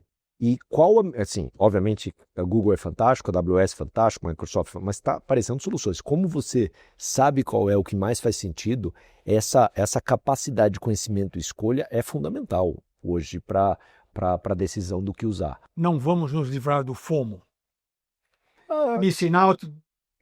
Tem que deixar passar alguma coisa, você tem que escolher, certo? Eu acho que o FOMO é uma doença da atualidade, entendeu? E eu acho que, para mim, FOMO tem a ver com priorização. Ou passar pelo FOMO tem a ver com não priorização. Você tem que tomar decisões prioritárias, o que faz sentido. E se você tentar fazer tudo, não dá. Escolher o parceiro certo, escolher a coisa certa a ser feita e esquece o resto. E não dá, porque se você tentar fazer tudo e saber tudo, você não vai. Então é um misto de tomada de decisões de curto prazo que faz sentido, mas também sempre olhar o que está acontecendo e ver para onde vai. Eu acho que essa discussão, e eu acho que não tem... as verdades estão sendo... vamos dizer, cunhadas dia a dia. Vamos tirar tudo do mainframe e vamos para a cloud. Não faz sentido ir tudo para a cloud. O que faz sentido ficar aqui, o que faz sentido falar? Agora você já deve ter ouvido, e todo mundo já deve ter ouvido, das private clouds. Pô, eu não quero ir para hybrid, eu não quero ir para public cloud, agora eu estou começando... Então assim, essas verdades elas estão se adequando, e eu acho que é tudo muito novo. E eu acho que é normal que as verdades vão se adequando semana a semana, dia a dia. Então eu acho que a carga, então assim, eu acho que a forma de fazer a vida do CIO mais fácil hoje é como ele escolhe os parceiros corretos e ele se atualiza. Parte do trabalho que a gente está fazendo com os nossos parceiros e clientes é essa situação. A abertura de um centro de inovação aqui em São Paulo e o tema de connector, né? A beleza não é que é um centro de inovação, mas ele é uma inovação conectado com os outros 27 do mundo, para a gente ter à disposição de todos os nossos clientes o que está de melhor e mais atual. No mundo todo, mesmo aquele mapa. A gente consegue botar isso. Então assim, o mundo hoje é da conexão. O mundo hoje é de você entender o que está acontecendo. E assim... Nem na Accenture Brasil eu consigo saber, mas a beleza, por exemplo, é que a gente faz parte da região de Américas, aonde esses caras, vamos dizer, são nativos americanos. Então, o nosso pessoal dos Estados Unidos tem conexão direta com os engenheiros desses caras. Então, na fonte, vão beber na fonte. Beber na fonte. Então, eu não preciso saber, eu no Brasil, ou meu pessoal no Brasil, não precisa saber tudo. Mas a conexão com o cara dos Estados Unidos, que sabe o que está vindo, para fazer as melhores escolhas junto com o cliente, é interessante. E aí você filtra os modismos, né? Porque modismo, você falou aqui de mudanças, eu lembrei lá atrás, quando em 78 eu comecei a trabalhar antes, eu estava na época dos mainframes ainda, e tinha o downsizing, que eu fiz isso. E essas modas vai e vem, o mainframe vai acabar, não volta, isso, aquilo vai... A parceria correta é a solução para isso? Eu acho que sim. Me pondo na pele de um CIO, que eu fui gerente de CPD lá. Eu acho que a parceria correta numa empresa responsável Eu acho que a escolha das parcerias hoje, e quando a gente toca quais são na nossa ponto de vista, quais são os diferenciais para você ter IA em escala, IA com impacto positivo e toda essa história, a escolha do parceiro correto é um dos pontos importantes. E vindo para o lado pessoal, como é que, com essa diversidade toda, você ajuda um filho? Pedro está com 19 anos, até a minha mais velha era médica desde... Giovana, que você já conhece, ela... Desde os 12, 13 anos, ela via vídeo de cirurgia, etc. Está no 6º ano de medicina, está caminhada. Essa é vocação desde criança. Mas eu tenho uma de 17 em casa também. Está numa faixa etária do Pedro. O que a gente pode falar para as crianças? Nós e todos os que estão ouvindo, que têm filhos, adolescentes, o que eu faço? Eu falo para ela ser o quê? Blogueira? Influencer? Essa é uma conversa complexa. Muito. Até porque eu acho que é principal... Tudo bem, a gente tem um hiato aí de 30, 40 anos entre onde a gente estava na faculdade, os nossos filhos aí, ou 30 anos. Eu acho que o que muda muito hoje são duas coisas. Uma é a capacidade de escolha. Quando a gente fez, você podia ser médico, engenheiro, advogado e dentista. São 4, 5 profissões, não mais do que isso. Então era mais fácil, você era basicamente exatas ou humanas e você ia para cá ou para lá, né? E aí começou um pouco de administração, mas assim, eram poucas escolhas. Hoje a capacidade de escolhas é absolutamente, eu diria, abrangente. E outro mundo mudava muito mais lentamente. Então você tinha 5 anos, era tempo suficiente para você aprender a olhar. Hoje em dia, em 5 anos, provavelmente o que ele entrava hoje, ou o que a sua filha entrar na faculdade, quando acabar é outra realidade. Então, muito do que eu tenho discutido com o Pedro e é exatamente como ele se prepara para esse futuro, sendo uma pessoa que está antenada, sendo uma pessoa que está se ligando nos movimentos, aprendendo, utilizando. Né? Então, eu acho que utilizar a inteligência artificial, saber o que está acontecendo, ler muito. A gente está tentando que leitura é, independente se é no livro, no iPad, onde seja, mas assim, o hábito de ler, aprender, ouvir opiniões diversas, acho que é importante. Então, eu acho que é muito difícil você falar, putz, essa é a profissão do futuro. Desenvolvedor há 3 anos atrás era a profissão do futuro. Hoje está falando que vai acabar com o IA. Assim, a gente sabe que não vai acabar também, não é assim que vai funcionar. Mas efetivamente você começa a ter altos e baixos. Então, eu acho que prepará-lo em 2 ambientes, quer dizer, saiba o que você quer. Eu acho que minha leitura, tá? Você só vai ser bem sucedido se você gostar do que você faz. Né? Então, de novo, todas as profissões são dignas, todas as profissões, então você é blogueiro, o que seja, você tem que gostar e ter conteúdo. Né? O blogueiro vai ser bem sucedido se tiver conteúdo. Se tiver conteúdo. Então tem que gostar e tem que se dedicar a isso. Eu estava num evento hoje super bacana com, eu diria, empresários renomados aí que a gente está discutindo, e o receita de bolo é gostar do que faz, acordar cedo, estar na empresa, cuidar das pessoas. Tem que trabalhar. Então eu acho que assim, qualquer profissão que você escolha, você tem que gostar, porque senão você não vai se dedicar. Se você não se dedicar efetivamente, você não vai estudar e olhar. Então você tem que ter conteúdo para falar. E é isso que eu estou tentando levar para o Pedro. Daqui a pouco eu te digo sobre você. Na próxima entrevista a gente diz sobre você. Próxima história da TI. Já tem definido como a Giovana? Já, ele vai fazer engenharia. Não é tão claro que nem a Giovana, mas ele é o que ele gosta. É o que ele gosta de engenharia. Engenharia abre. Eu acho que... E assim, eu fiz engenharia mecânica, eu gosto disso.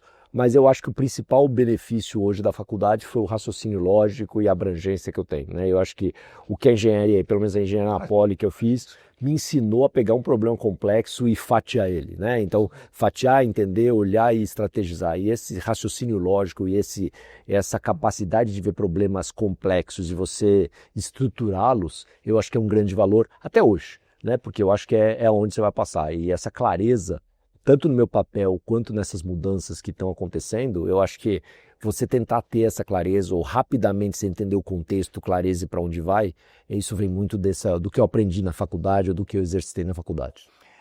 O que Rodolfo Eschenbach faz nas horas vagas? Se é que existem as horas vagas? Existem várias vagas. É o seu hobby? Existem horas vagas sim, eu acho que é fundamental. Eu acho que é tempo para a família. Para a família, e é o que eu falei, né? A família é pequena, mas... A família é pequena, mas é o que eu falei lá, eu acho que a gente ganhou, vamos dizer, o reconhecimento da GPTW pelo balanço de vida ou pela saúde mental vem porque a gente prega isso e exercita isso, tá? Exercita isso para todo mundo, para mim também.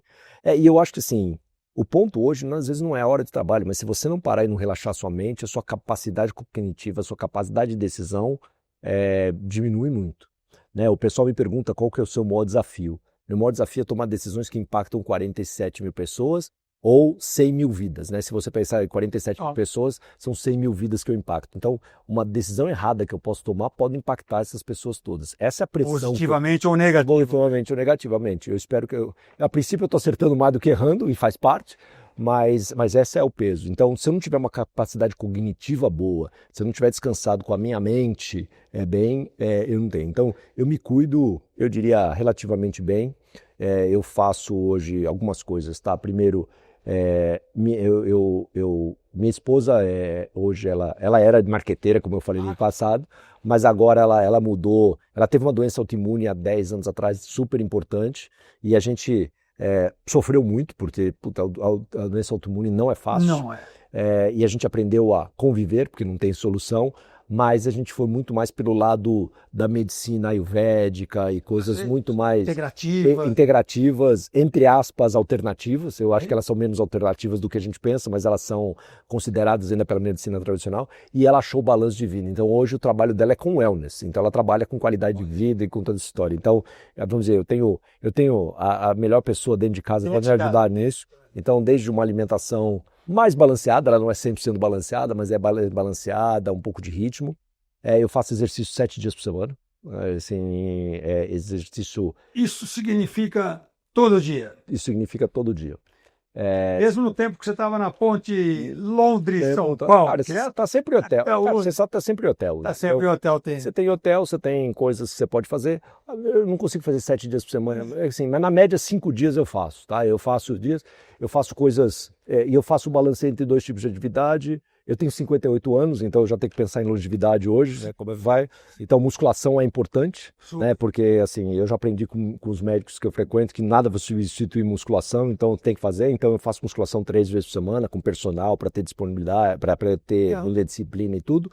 E eu faço bicicleta 4 dias por semana.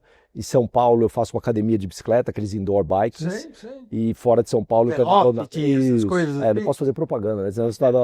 Então tá, se eu faço Velocity, quem me segue no LinkedIn vê que eu faço... Corona, nosso parceiro lá, já comprou tudo agora, virou uma única... Então eu faço Velocity 4 dias por semana. E senão eu pedalo na praia. Quando eu subo o morro, desço o morro na praia. Uma bicicleta com um motorzinho de 750 cilindradas que eu já vi você. Aquilo... Valentino Rossi brasileiro. Não chega tanto, mas gosta das motos. Pô, eu adoro. Eu sou fã de velocidade, sou fã de Ali é velocidade mesmo. Ali é. Tudo que é velocidade. Na verdade é o seguinte, eu como sou uma pessoa muito intensa, para eu desligar minha mente, eu tenho que focar em outra coisa. Então, por exemplo, por que eu acho que a Velocity é interessante para mim? Quem já fez, e eu sou fã... Tá lá dentro da boate. Pedalar, cara, com foco e performance. Então isso para mim... Medido. Eu foco a minha cabeça naquilo. Então, eu tive o prazer outro dia de fazer com a Ana Paula uma aula que foi a criadora do método da Velocity, cara. É um negócio impressionante, cara.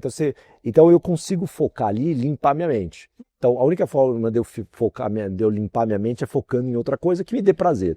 Então, a moto era isso. A moto era um negócio que, cara, andar de moto velocidade, se você não focar, não tem muito jeito. Então, eu focava e limpava minha mente. Para quem tem o WhatsApp deste cidadão aqui e vê a foto no WhatsApp dele, não dá para ver a cara dele, mas é ele. Capacete, etc. É ele com o joelho no chão. Não é para qualquer um. Não. Aquela foto que você vai ver é na entrada do S do Senna ali.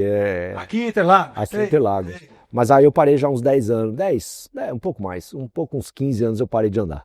Porque na verdade eu treinava segundas-feiras à tarde e final de semana era brincadeira nada.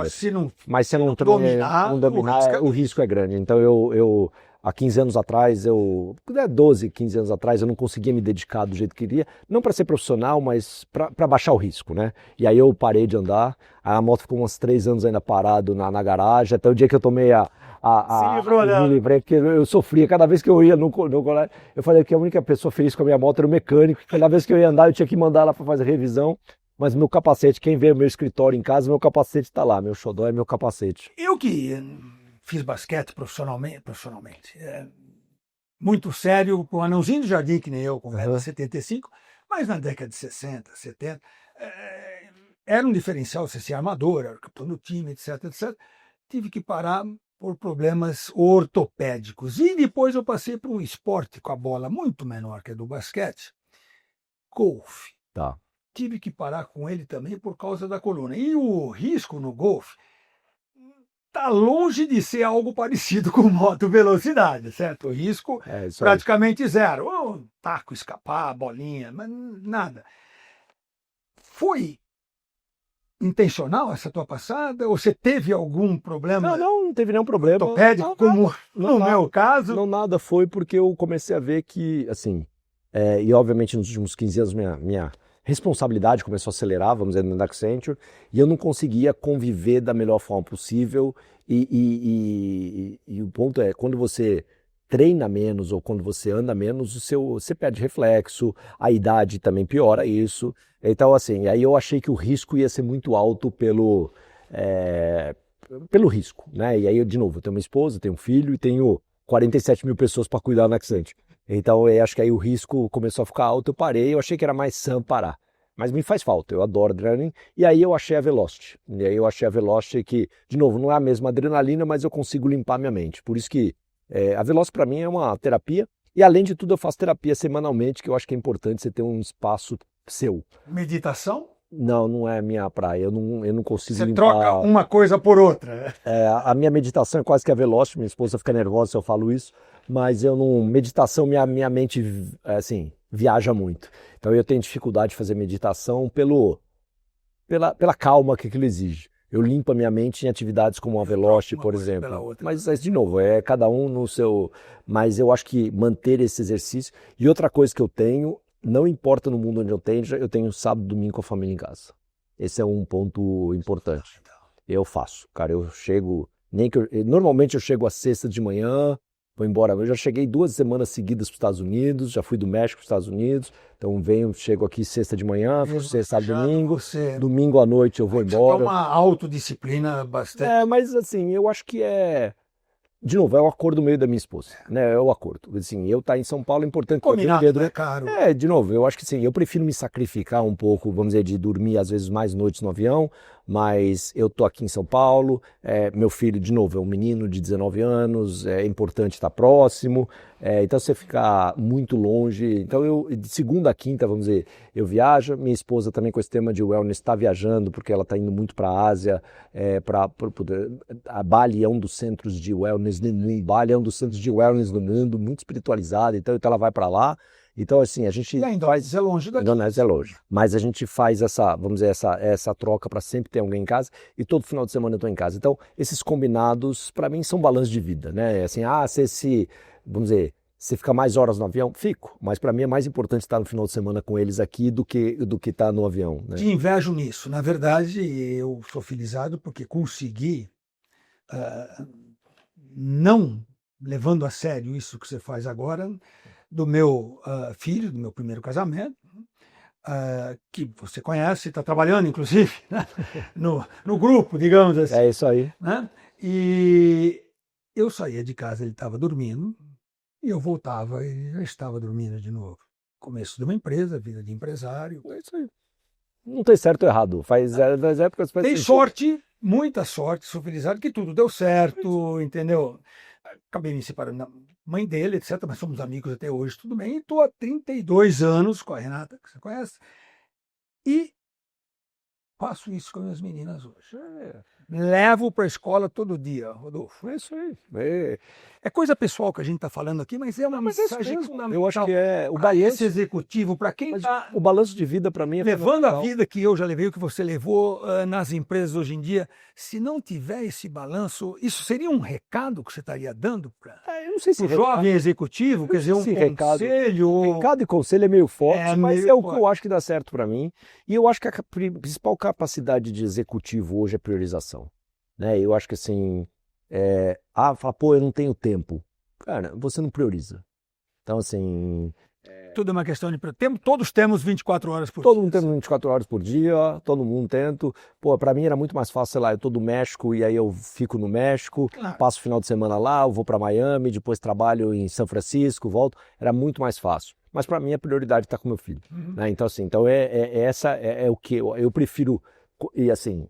Pô, eu quero ir para Miami, eu vou com eles passear em Miami, né? Então, assim, Miami é só um exemplo, tá? Mas, assim... É o que está na tua rota. É o que está na minha rota. Então, assim, eu prefiro passar com eles o final de semana, então a minha prioridade é clara de estar com eles. Então, eu acho que para todos os executivos, e não é para mim, pelo menos para mim funciona muito bem, você ter clareza das suas prioridades, do que é e que não é prioridade, é super importante. Então, eu falo para as pessoas que o problema não é você ter tempo ou não. O problema é você ter a sua prioridade correta e exercitá-la no dia a dia. O que pode parecer cruel para as outras pessoas, porque às vezes você fala, pô, você não é prioridade. Não é, aquele assunto não é prioridade hoje, não é, mas você não pode gastar tempo. E eu tenho uma outra coisa que acho que dinheiro você pode ganhar mais. Porque dinheiro você trabalha, você aplica melhor, você faz um negócio melhor, você ganha mais, você ganha um bom bônus. Tempo você não ganha mais. Não, ele é 24 horas finito e ele passa todos os dias. E depois que passou não volta. Ele não volta. Então, se você não usar o seu recurso prioritário, que é tempo, assumindo que você tem que dormir 6 a 8 horas por dia, deslocamento, então você tem 10 horas, vamos dizer, 8 horas úteis. Se você não pegar as 12, 14 horas que você tem e usá-lo com a melhor forma possível, você não consegue tirar o benefício para o preço, nem para você. Então eu acho que a qualidade... Eu vejo muito executivo hoje não sabendo priorizar o tempo. E aí, o que você faz? Você toma decisões equivocadas porque você não priorizou, ou você toma decisões de último momento porque você não tomou a decisão correta lá atrás, você gastou tempo com coisas que não foram sentido. Então, eu priorizo, eu gasto tempo em priorização. E para mim, uma das ferramentas de priorizações principais é a agenda. Eu tenho uma agenda super colorida, se você olhar minha agenda, ela é toda colorida.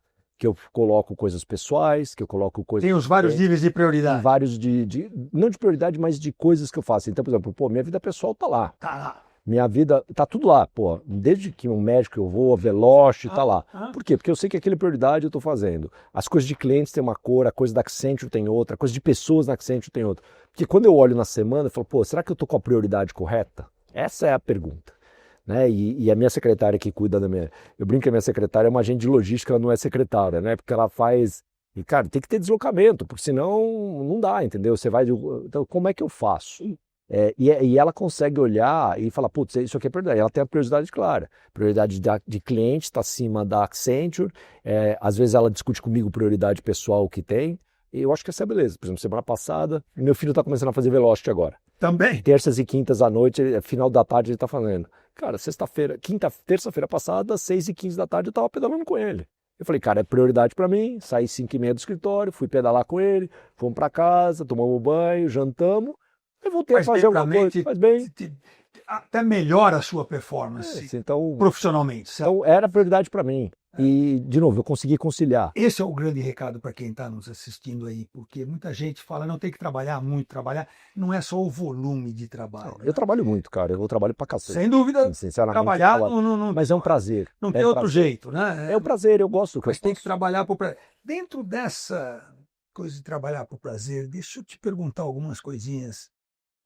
Já se encaminhando aqui para o fim da nossa conversa. A gente falou pouco aqui. Porque se for um pouquinho mais, vai ter que trazer uma cervejinha gelada, uma taça de vinho, etc. Também temos aqui, hein? Também temos aqui. Mas do que você se arrepende na tua vida profissional? A boa notícia é que eu acho que eu acertei mais do que eu errei. Então essa é a boa notícia. Você falhou, então? Falhei. Muita gente tem medo de falhar. Falhar faz parte. Faz parte. Eu acho que o ponto para mim é como você... Tem duas coisas. Uma, que você meça o impacto da falha que você tem e tome decisões sabendo qual o risco. Outro dia eu ouvi um termo interessante que são qual que é o peso das decisões reversíveis e não reversíveis, ou irreversíveis. São coisas diferentes. Né? Coisas irreversíveis, cara, o nível de tomada de decisão é muito mais consciente, muito mais profundo, e porque o impacto é enorme. Coisas reversíveis, obviamente você tem que tomar ela eu diria, com responsabilidade, mas ela pode ser revista ou ela pode ser discutida. Você leu aquele livro do Kahneman, provavelmente? Não li. Então, não li. Aquilo é muito bom também. Mas eu acho pensar rápido e pensar. Então, assim, eu errei em coisas reversíveis, vamos colocar assim. Mas eu acho que o ponto aqui é aprender, se você olhar que a decisão que você tomou está indo pelo caminho errado, troca, faz, refaz, e não tenha vergonha de você falar que você mudou de ideia ou que você mudou de decisão e toda essa história. E a segunda coisa é aprender e não repetir o mesmo erro. Tá? Uma das decisões que eu tomei, que eu acho que foi errada, na verdade uma das áreas que eu assumi tinha um executivo muito resistente, meio que old fashion e toda essa história, e eu sempre tento mudar as pessoas, levar as pessoas para o que eu acredito, para o futuro e toda essa história. Só que eu acho que ali eu puxei a corda demais e eu insisti demais, aonde ele começou a fazer mal para a equipe. E aí eu vi tarde demais, eu vi mais tarde do que eu deveria que não ia funcionar. Então isso causou um certo dano para a equipe. Aí eu tomei a decisão. Então o que eu aprendi ali é, vai no limite, fica de olho, e se funcionar, ótimo, se não funcionar, toma uma decisão mais rápida e fica de olho. Então eu acho que aprender com seus erros primeiro, erre em coisas reversíveis, né, para essa história. E o segundo é, fique atento e aprenda com eles. Né? E assim, todo mundo falhou, cara. Quem disse que não falhou... Não existe. No mínimo é que não quer admitir. Você falou de carreira, a gente falou muito de fazer o que gosta, etc. Que você tem paixão por isso, tem realmente tesão pelo que faz, eu também tenho. Por isso que eu estou aqui agora, me reinventando, né? E fazendo essa conversa com os amigos, com pessoas que realmente fizeram acontecer a tecnologia da informação e fazem acontecer a tecnologia da informação nesse país. Você diria, para os jovens principalmente, que eles devem, como dizem os bilionários americanos, Scott Galloway é um que abusa bastante disso e critica, falando que alguém que fala para você, follow your passion, é o cara que já ganhou muito dinheiro em outras coisas e agora está podendo fazer a sua paixão? Ou você diria para esse jovem seguir o seu talento? Follow your passion or follow your talent? Eu acho que eu acho que qualquer escolha tem consequência e tem uma renúncia por trás. Uhum. Então eu acho que qualquer escolha que você tome, a sua paixão, o seu talento, ou fazer, ou trocar de emprego que a gente falou, ou ficar numa empresa, qualquer decisão que você toma tem alguma consequência por trás. Tenha certeza das suas consequências, ou do que você ganha e o que você perde com aquilo e faça. Eu prefiro me arrepender do que eu fiz do que o que eu não fiz. Né? Então eu sempre tento pesar o que eu fiz, o que eu vou fazer e tal, assim, mas eu acho que às vezes as pessoas hoje, de forma geral, tá? Eu sei que eu estou generalizando, mas assim, e às vezes eu vejo isso na Accenture, quando você tem conversas, eu converso muito com os executivos, uma boa parte do meu tempo é conversar com os executivos de dentro da Accenture, que eu acho que é meu papel também falar e Conversar mesmo. Conversar e reuniões. Não é fazer aquela avaliação de desempenho. Não, isso é uma vez por ano que Isso. a gente faz e tal, mas é conversar, falar dos planos, falar de onde está indo, falar muito da estratégia, então assim, parte disso são conversas individuais com executivos mais seniors. Eu acho que às vezes a gente vê que eles não pensam tanto nos impactos das decisões, onde vai toda essa história.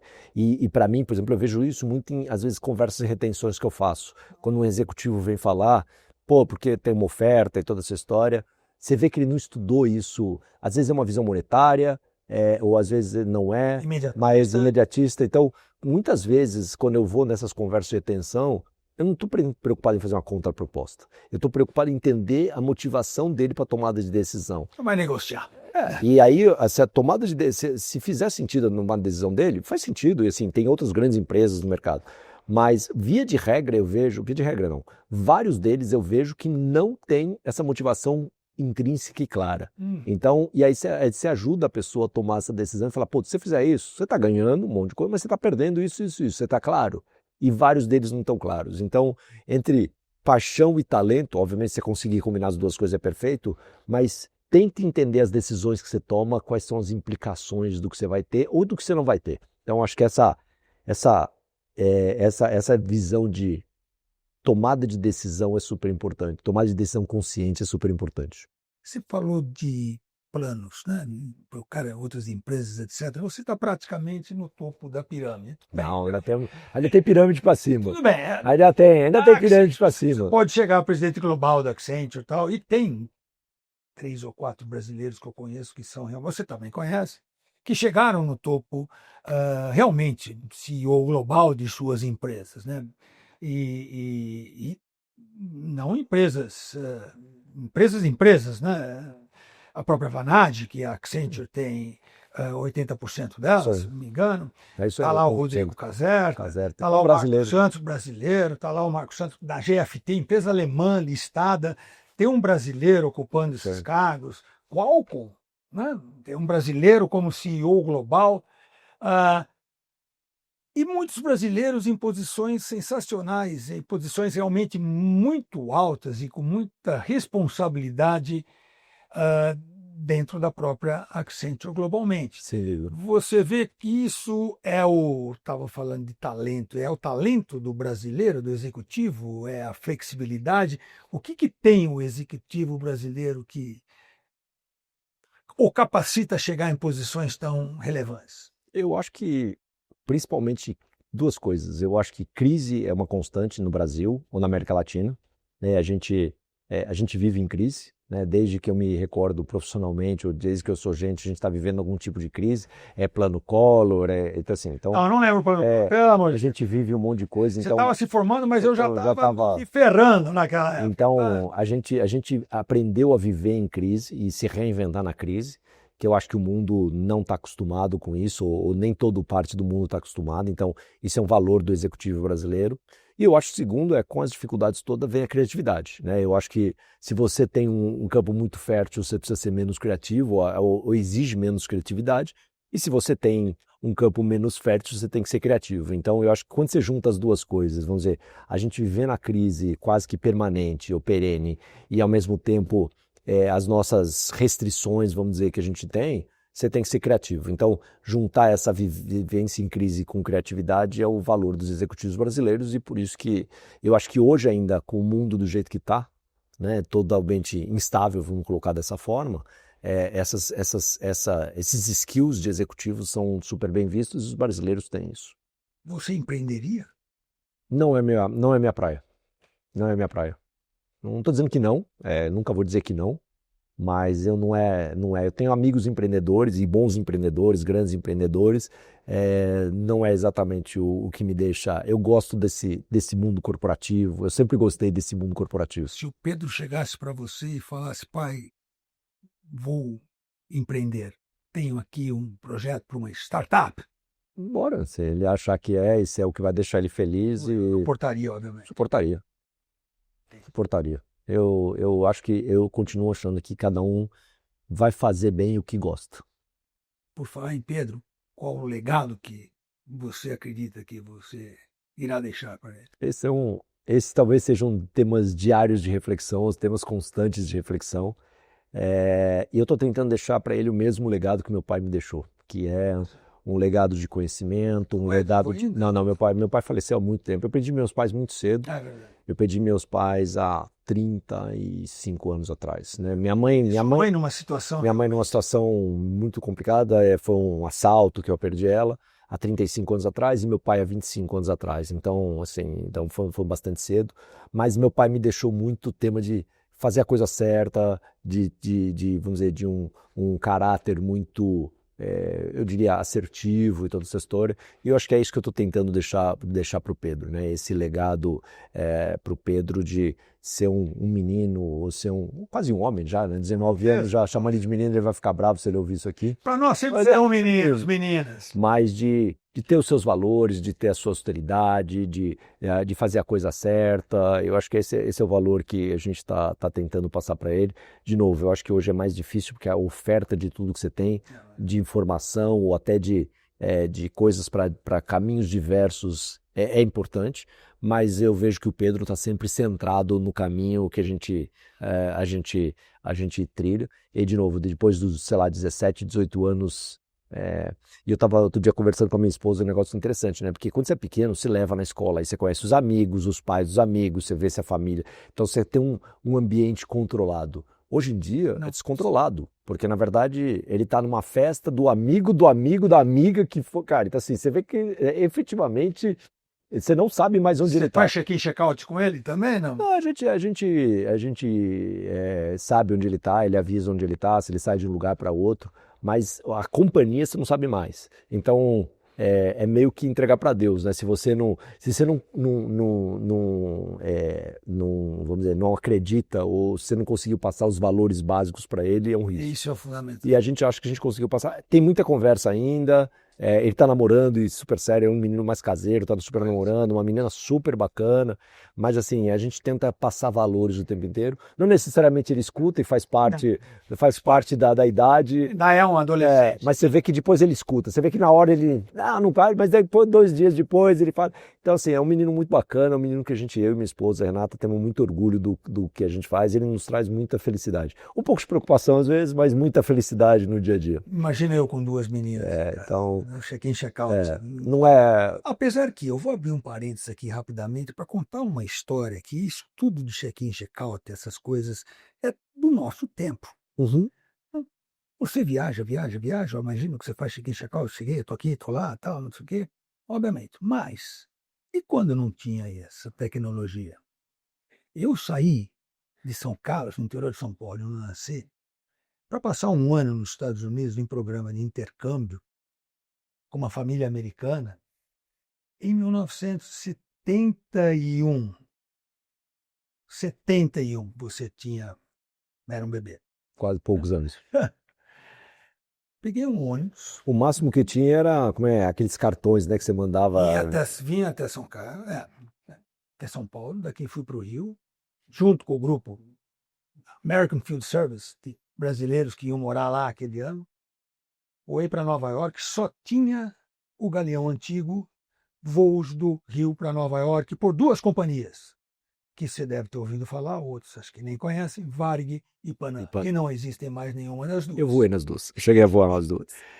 De lá eu voei fiquei uns dias lá, de lá eu voei para Chicago, em Illinois, que é onde a minha família que morou em Peoria, eu morei com eles um ano inteiro lá, foram me buscar. Cheguei na casa deles, em Peoria, Illinois, eu trabalhava na Caterpillar Tractor Company, que domina ali a região. Escrevi uma carta pus no correio, a carta levou aí os seus uma semana, 10 dias. Resumo da ópera, minha mãe ficou sabendo que eu estava vivo Uma semana 15 depois. dias depois que eu Sim. tinha saído de São Carlos. E era absolutamente normal. Era normal. Mas é assim, eu lembro disso, e meu pai, a única coisa que ele pedia é para eu combinava uma hora. Eu morava em São Paulo. Eu Morava em São Paulo. Não, mas o combinado com meu pai e minha mãe naquela época era, se você, não importa se vai chegar 2, 3, 4 da manhã. Avisa e assim, quando você sair, você vai chegar às 2, chegue às 2. Não importa se tá legal ou não, chega às 2, porque é quase que assim, até o horário que eu combinei, ele ficava sossegado. Depois ele preocupava. Então o único combinado que a gente tinha lá, né, quando eu era nessa idade 16, 17 para sair, era chegue no horário combinado. Era a única coisa. Então, mais uma vez o combinado não é caro. Então era isso. E eu lembro também, assim, isso parece aí para as pessoas de dinossauro, mas a família do meu pai era do sul e a gente passava janeiro de férias no sul. Sul aonde? Sul, Balneário de Camboriú. Em Camboriú. Em Camboriú, que é outra cidade do que era naquela época. Não, hoje é outra coisa. Mas aí ficava aí. Hoje é. E ficava eu, minha mãe e meu irmão lá, né, o mês inteiro, e meu pai em São Paulo trabalhando, né? Assim, a gente tinha que combinar, porque não tinha celular, então tinha que combinar o horário da gente ir ligar, então a gente ligava tal hora na sexta-feira para falar com ele. Então é outro mundo, né? E outro mundo. Então assim, eu acho que hoje você não vê a pessoa 5 minutos, ela não responde, você tá preocupado. Então, mas volta a história de informação, né? Naquela época tinha que se confiar mais. Então, a sua mãe tinha que confiar que você estava bem. E meu pai falava que sempre notícia ruim chegava rápido. Então, anda rápido. Então, assim, Bad news travel fast. Mas acho que a beleza, assim, para mim, para você, é se adaptar a esse mundo novo, né? E saber viver o mundo, ter as histórias do mundo antigo, reconhecer que o mundo mudou. Eu acho que essa é a virtude das pessoas, vamos dizer, mais seniors que estão trabalhando hoje ou estão nesse mercado de trabalho, saber. E eu acho que o balanço entre tanto que eu acho que a beleza de startup é ter os mentores, né? Não é só pela startup. Sem dúvida nenhuma. Se você não tem os mentores seniors e que estão adaptados, você vê que muita startup que não usa essa senioridade não é o que vai para frente. Então, eu acho que o balanço de gerações é a beleza de hoje aqui. Para terminar, Rodolfo Eschenbach, como você gostaria de ser lembrado, meu amigo? Eu acho que a gente, do ponto de vista profissional, eu acho que a gente tem um valor na Accenture que é stewardship, que é deixar uma Accenture melhor, deixar um legado na Accenture, deixar uma Accenture melhor do que você pegou. Então eu espero quando eu sair da Accenture, ou quando eu sair da Accenture Brasil, eu estou já há 3 anos no cargo, quando eu sair daqui a alguns anos, que a Accenture seja melhor do que eu deixei. Então esse é o meu legado profissional. E do lado pessoal é uma família, entendeu? Acho que é uma família pequena, né? Como você sabe, meus pais faleceram muito cedo, é uma família pequena, mas é uma família... Renato e Pedro, praticamente, viram os netos. Mas ainda, assim, é uma família unida, feliz e toda a história. Esse é o que eu gosto de ser lembrado, entendeu?